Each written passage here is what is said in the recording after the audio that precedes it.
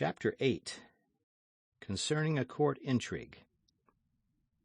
In the meantime, the 40 pistoles of King Louis XIII, like all other things of this world, after having had a beginning, had an end, and after this end our four companions began to be somewhat embarrassed. At first, Athos supported the association for a time with his own means. Porthos succeeded him, and thanks to one of those disappearances to which he was accustomed, he was able to provide for the wants of all for a fortnight. At last it became Aramis's turn, who performed it with a good grace, and who succeeded, as he said, by selling some theological books, in procuring a few pistoles. Then, as they had been accustomed to do, they had recourse to Monsieur de Tréville, who made some advances on their pay. But these advances could not go far with 3 Musketeers who were already much in arrears, and a guardsman who had, as yet, had no pay at all. At length, when they found they were likely to be really in want, they got together, as a last effort, 8 or 10 pistoles, with which Porthos went to the gaming-table. Unfortunately, he was in a bad vein. He lost all, together with 25 pistoles for which he had given his word. Then the inconvenience became distress. The hungry friends, followed by their lackeys, were seen hunting the quays and guard-rooms, picking up among their friends abroad all the dinners they could meet with, for according to the advice of Aramis, it was prudent to sow repasts right and left in prosperity, in order to reap a few in time of need. Athos was invited 4 times, and each time took his friends and their lackeys with him. Porthos had 6 occasions, and contrived in the same manner that his friends should partake of them. Aramis had 8 of them. He was a man, as must have been already perceived, who made but little noise, and yet was much sought after. As to D'Artagnan, who as yet knew nobody in the capital, he only found 1 chocolate breakfast at the house of a priest of his own province, and 1 dinner at the house of a cornet of the Guards. He took his army to the priest's, where they devoured as much provision as would have lasted him for 2 months, and to the cornets, who performed wonders, but, as Planchet said, "People do not eat at once for all time, even when they eat a good deal." D'Artagnan thus felt himself humiliated in having only procured 1 meal and a half for his companions, as the breakfast at the priest's could only be counted as half a repast, in return for the feasts which Athos, Porthos, and Aramis had procured him. He fancied himself a burden to the society, forgetting in his perfectly juvenile good faith that he had fed this society for a month, and he set his mind actively to work. He reflected that this coalition of 4 young, brave, enterprising, and active men ought to have some other object than swaggering walks, fencing lessons, and practical jokes, more or less witty. In fact, 4 men such as they were, 4 men devoted to one another, from their purses to their lives, 4 men always supporting one another, never yielding, executing singly or together the resolutions formed in common, 4 arms threatening the 4 cardinal points, or turning toward a single point, must inevitably, either subterraneously, in open day, by mining, in the trench, by cunning or by force, open themselves a way toward the object they wished to attain, however well it might be defended, or however distant it may seem. The only thing that astonished D'Artagnan was that his friends had never thought of this. He was thinking by himself, and even seriously racking his brain to find a direction for this single force 4 times multiplied, with which he did not doubt, as with the lever for which Archimedes sought, they should succeed in moving the world, when someone tapped gently at his door. D'Artagnan awakened Planchet and ordered him to open it. From this phrase, D'Artagnan awakened Planchet, the reader must not suppose it was night, or that day was hardly come. No, it had just struck 4. Planchet, 2 hours before, had asked his master for some dinner, and he had answered him with the proverb, "He who sleeps dines," and Planchet dined by sleeping. A man was introduced, of simple mien, who had the appearance of a tradesman. Planchet, by way of dessert, would have liked to hear the conversation, but the citizen declared to D'Artagnan that, what he had to say being important and confidential, he desired to be left alone with him. D'Artagnan dismissed Planchet, and requested his visitor to be seated. There was a moment of silence, during which the two men looked at each other, as if to make a preliminary acquaintance, after which D'Artagnan bowed, as a sign that he listened. "I have heard Monsieur d'Artagnan spoken of as a very brave young man," said the citizen, "and this reputation which he justly enjoys has decided me to confide a secret to him." "Speak, monsieur, speak," said D'Artagnan, who instinctively scented something advantageous. The citizen made a fresh pause, and continued. "I have a wife who is seamstress to the queen, monsieur, and who is not deficient in either virtue or beauty. I was induced to marry her about 3 years ago, although she had but very little dowry, because Monsieur Laporte, the king's cloak-bearer, is her godfather, and befriends her." "Well, monsieur?" said D'Artagnan.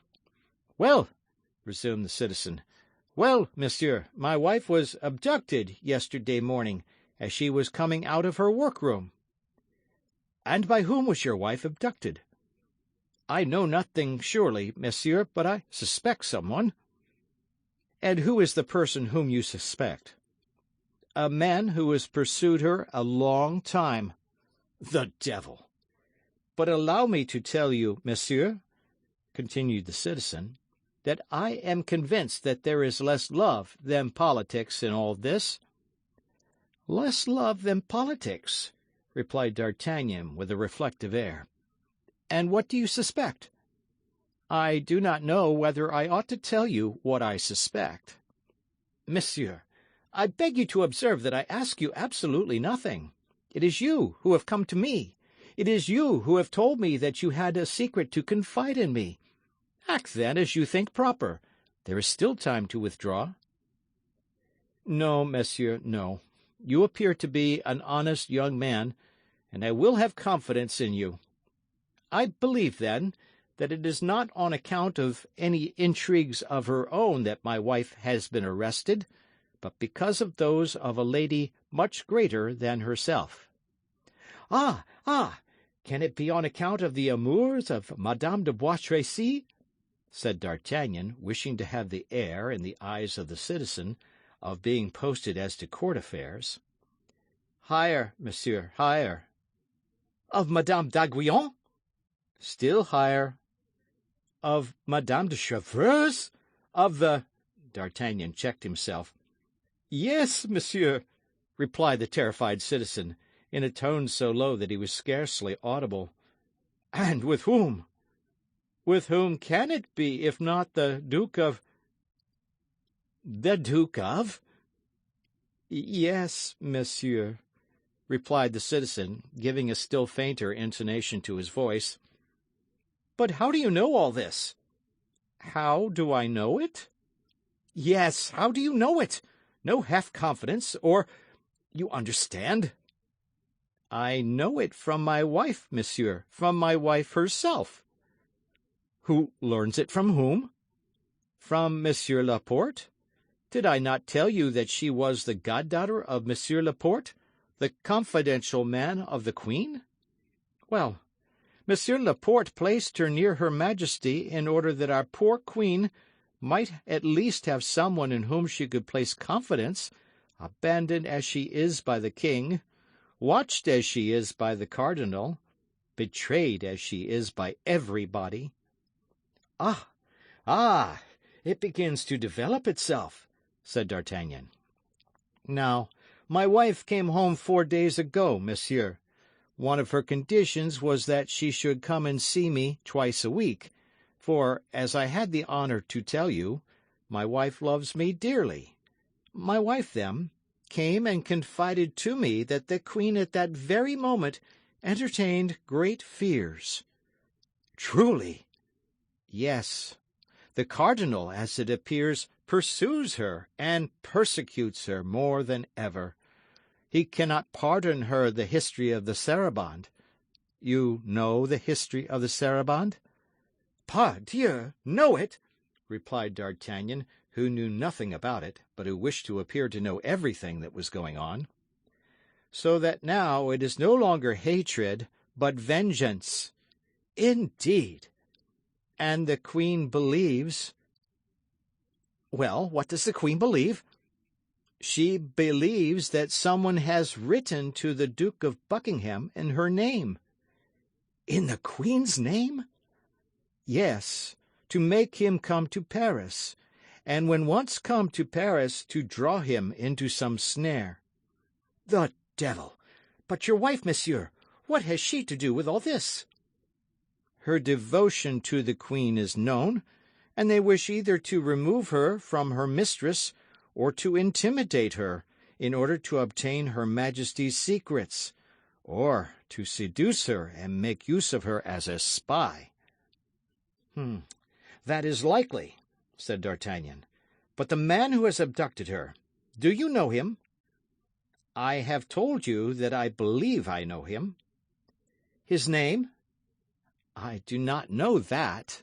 What I do know is that he is a creature of the cardinal, his evil genius." "But you have seen him?" "Yes, my wife pointed him out to me one day." "Has he anything remarkable about him by which one may recognize him?" "Oh, certainly. He is a noble of very lofty carriage, black hair, swarthy complexion, piercing eye, white teeth, and has a scar on his temple." "A scar on his temple!" cried D'Artagnan.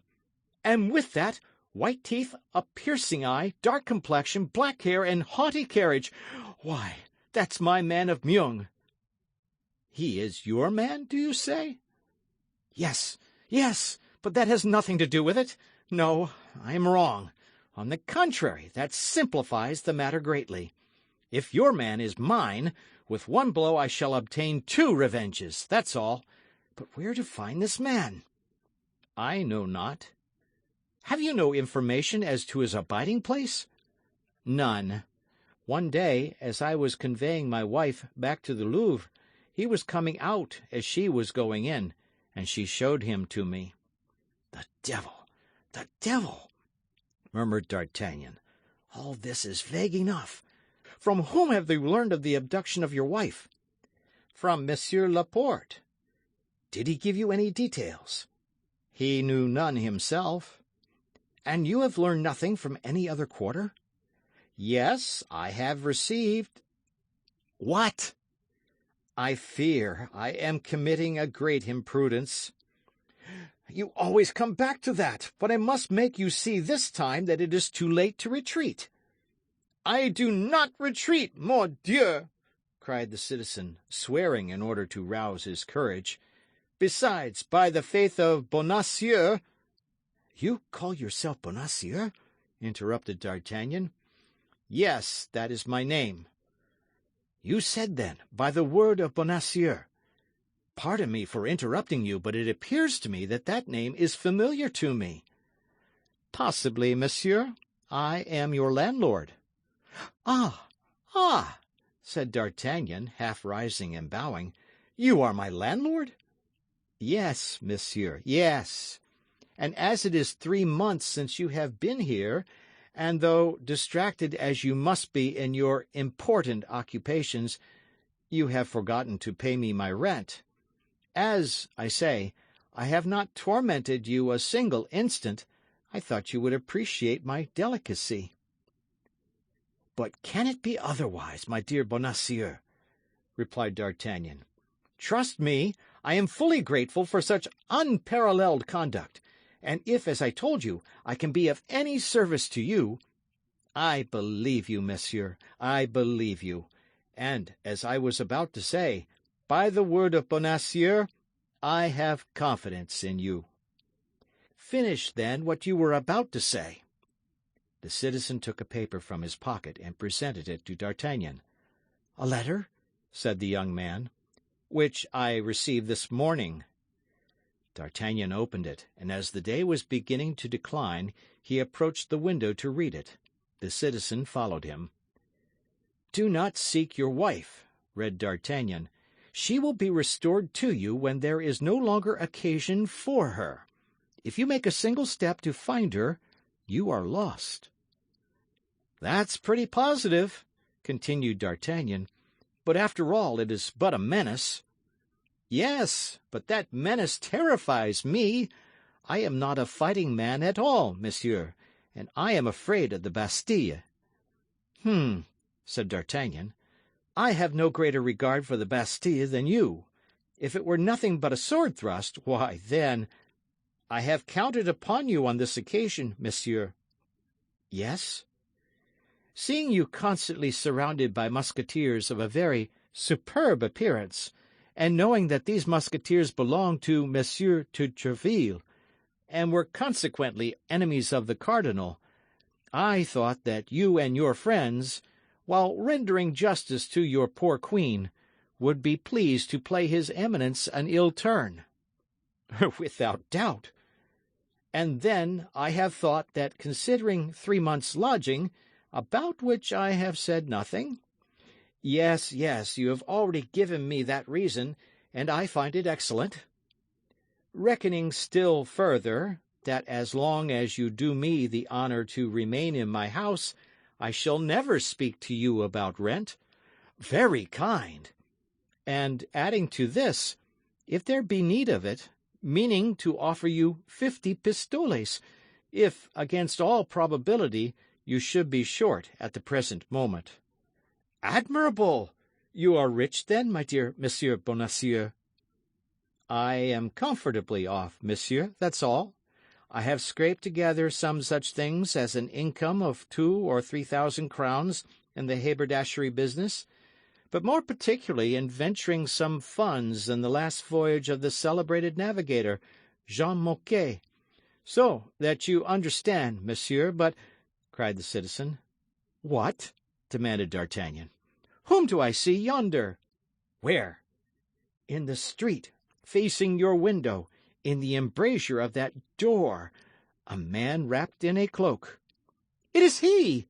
cried D'Artagnan and the citizen at the same time, each having recognized his man. "Ah, this time," cried D'Artagnan, springing to his sword, "this time he will not escape me." Drawing his sword from its scabbard, he rushed out of the apartment. On the staircase he met Athos and Porthos, who were coming to see him.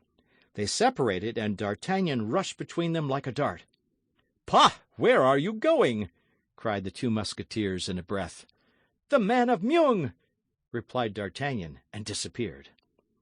D'Artagnan had more than once related to his friends his adventure with the stranger, as well as the apparition of the beautiful foreigner, to whom this man had confided some important missive.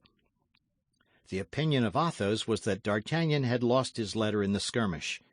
A gentleman, in his opinion, and according to D'Artagnan's portrait of him, the stranger must be a gentleman, would be incapable of the baseness of stealing a letter. Porthos saw nothing in all this but a love-meeting, given by a lady to a cavalier, or by a cavalier to a lady, which had been disturbed by the presence of D'Artagnan and his yellow horse. Aramis said that, as these sorts of affairs were mysterious, it was better not to fathom them. They understood, then, from the few words which escaped from D'Artagnan, what affair was in hand, and as they thought that overtaking his man, or losing sight of him, D'Artagnan would return to his rooms, they kept on their way. When they entered D'Artagnan's chamber, it was empty. The landlord, dreading the consequences of the encounter which was doubtless about to take place between the young man and the stranger, had, consistent with the character he had given himself, judged it prudent to decamp.